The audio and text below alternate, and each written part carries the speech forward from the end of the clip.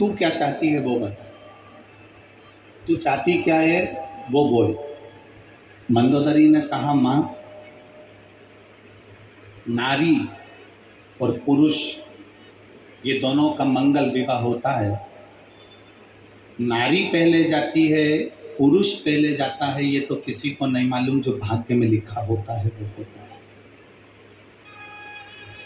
नारी पहले जाएगी कि पुरुष पहले जाएगा ये किसी को नहीं मालूम। माँ, जो ललाट पर लिखा हुआ होता है, जो पूर्व का कर्म करा हुआ होता है, उसी के अनुसार पति पहले गया कि पत्नी पहले गई, ये ललाट पर जिसके जो लिखा होगा, जो कर्म की गति लिखी होगी, वो उसके साथ। पर माँ, मैं इतना पूछना चाहती हूं, क्या नारी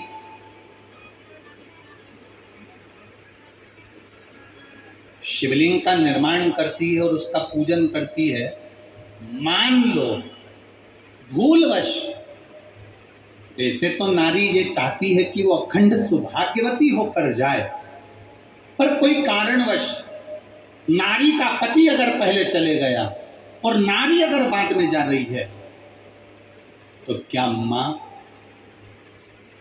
शिवलिंग के निर्माण का कोई फल उसको प्राप्त हो सकता है? हेमा ने कहा, मैदानों की पत्नी हेमा अपनी बेटी मंदोदरी से कहती है, सुन मंदोदरी, पूरे आस्था चैनल पर जितने सुन रहे हो, जितने फेसबुक यूट्यूब पर सुन रहे हो, जितने लाखों की संख्या में इस दतिया में श्रवण कर रहे हो माँ पीताम्बरा की गोद में, ध्यान से सुनना। माँ हेमा अपनी बेटी मंदोदरी से कहती है, मंदोदरी सुन,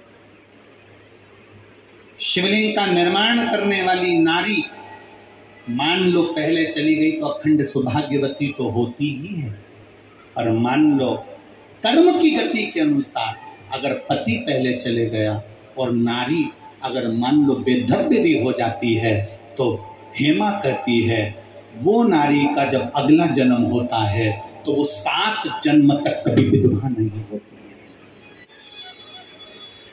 7 जन्म तक नारी वैधव्य धारण नहीं करती है। हेमा अपनी पुत्री मंदोदरी को कह रही है।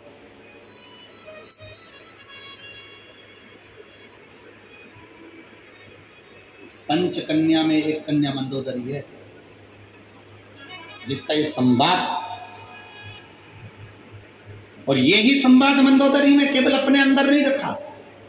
जब रावण ने मंदोदरी को पसंद करा और मंदोदरी ने अपनी माता से पार्थिव शिवलिंग के निर्माण का फल जान लिया, जब हेमा से पार्थिव शिवलिंग के पूजन के महत्व को मंदोदरी ने जान लिया, रावण के साथ उसकी शादी हो गई, चली गई वो लंका में। लंका में पहुंचने के बाद रावण सीता जी का हरण कर लेकर अशोक वाटिका में रख दिया।